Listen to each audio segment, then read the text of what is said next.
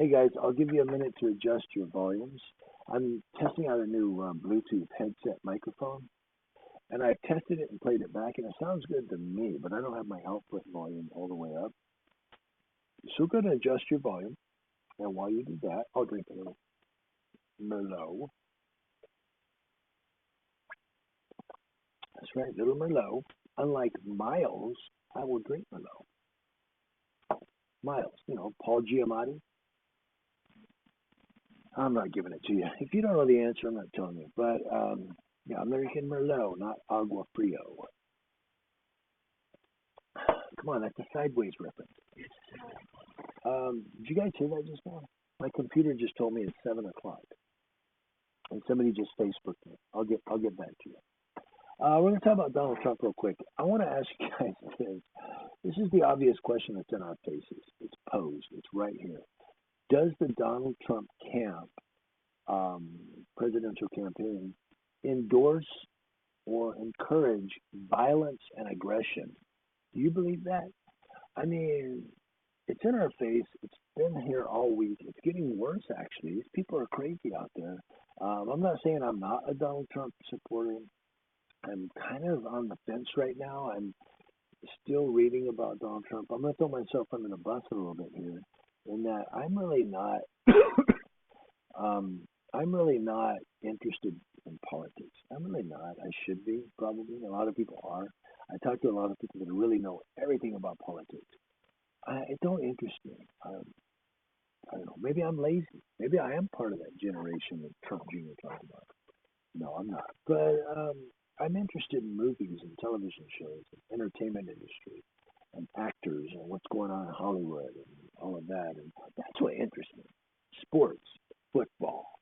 But when you talk about politics and the president, the vice president, and, the first lady attends uh, funerals of other first ladies, but the president doesn't. I didn't even know that. I thought I thought that Barack should have been there, and people were like, no, Michelle attended. Oh, I didn't even know that was the custom. I thought that both of them should have been there. And the reason I'm saying all this is to say that as I go through what we're going to talk about tonight, if I say something that's kind of off or something that maybe isn't totally correct, I really don't get into politics. So I'm going by what's been reported, and all of you are free to comment on it. But if you say, you're a lunkhead, you're an idiot, you don't know politics, I just told you that. I just told you that. Holly want a cracker? Anyway, so I'm going to drink my Merlot. Uh-oh, I'm out. So, but we're going to talk about Trump, and we're going to talk about whether his camp encourages or aggression or violence. Well, let's talk about the riots in Chicago, for instance. Thousands rioted in Chicago over the fact that Donald Trump was coming there. They're like, Donald Trump's coming here. We're going to riot. Do these people look for reasons to riot? They just go, let's riot. Why? Donald Trump's coming. And I'm being serious. I don't know. They rioted. Thousands rioted over the fact that Donald Trump was coming there. And they were calling him a racist. They were saying, well, he's a racist. But Dr. Carson, who's an African-American, endorses Donald Trump. So the fact that Dr. Carson, a black man, endorses Donald Trump, I think would void the argument that he's, a racist. I don't think he is. I think the white elephant in the room is the fact that his camp may encourage or at least condone the violence. Because you don't hear Donald Trump saying, stop the violence. No, he's kind of laughing about it. And he's a showman. Don't get me wrong. Now that a lot of people are also saying that if Donald Trump becomes president, he's going to, increase employment, and he's going to bring jobs to the U.S. And are you really kidding me? Have you looked at his businesses? He does a lot of outsourcing. And so a lot of the jobs that you think are coming to America are really going to be outsourced. I'm just saying, man, I don't think that he's going to decrease unemployment as much as we think he is. We always praise these presidential presidential candidates, and then they get into the White House. You know what I'm saying? Look at them now. Let's learn from the past, okay? And let's look at these guys right now. And we know that Donald Trump does a lot of outsourcing in his businesses, a lot of overseas industry. Do you really think he's going to just change all of a sudden and say, nah, let me bring stuff back to the U.S.? I don't know. But we're talking about the riots in Chicago. And on that note, we're talking also about Donald Trump Jr. tweeting something about the, what was it, the metal micro? Did they say I have it in my iPad. The metal something aggression generation. And John Legend's just popping off at him. Now, I didn't see anywhere in that tweet where Donald Trump Jr. was saying something racist. And I don't know, educate me. Maybe I'm reading it wrong. Maybe I don't know what the hell a metal aggression generation is. It doesn't sound racist. But what I think he was talking about was the fact that this generation isn't as aggressively educated as past generations, where people just, I mean, they're not, man. You ask these protesters, why are you protesting? Because we hate Donald Trump. Why? He's a racist. Well, how is he racist? He doesn't like Mexicans. Why is that? Because he's a racist. Okay, well, is that why you're protesting? Yeah, because they are. I mean, nobody can really give you a straight answer. You know what I'm saying? So, I mean, these people are just, I mean, and it may not be because they're not educated, but I agree with Donald Trump Jr. that I think that the generation of protesters we have now aren't as, I'm not going to go there. Take two. Stop. Moving on. I'm moving on before I, you know, I've heard the old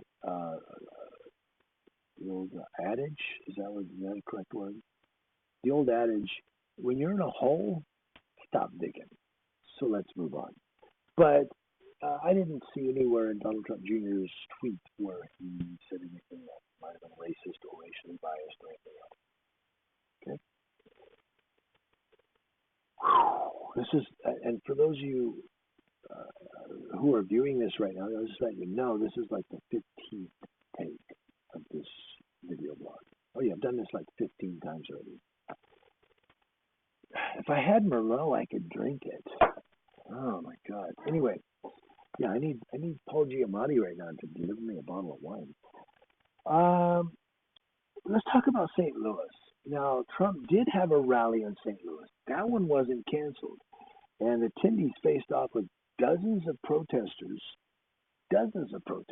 at a Trump rally. In fact, who saw the little Facebook picture that's going around if you're on Facebook with the lady with the Trump T-shirt, the old lady when she's doing this?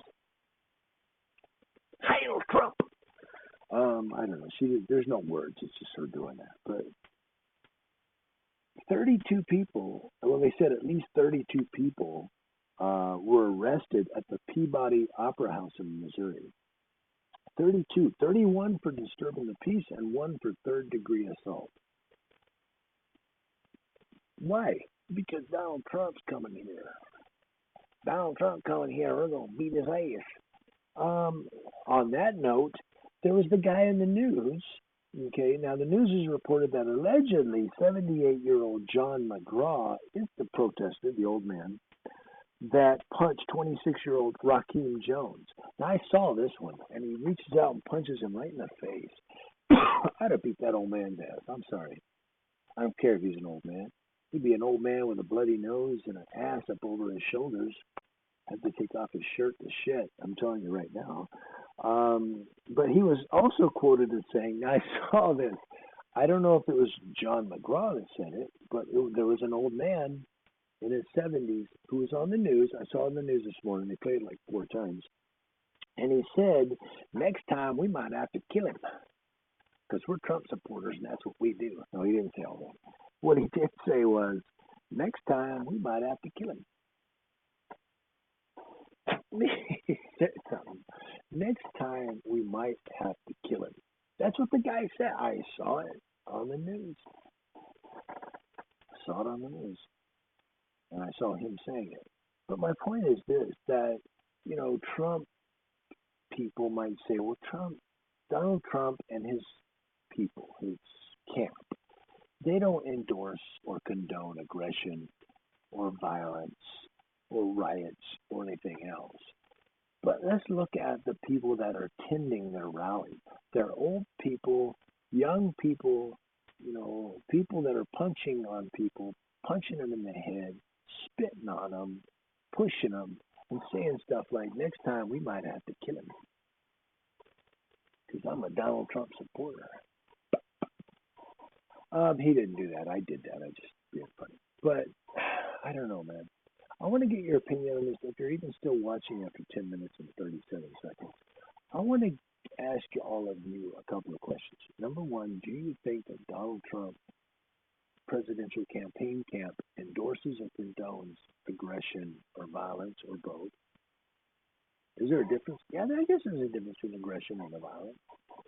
But also,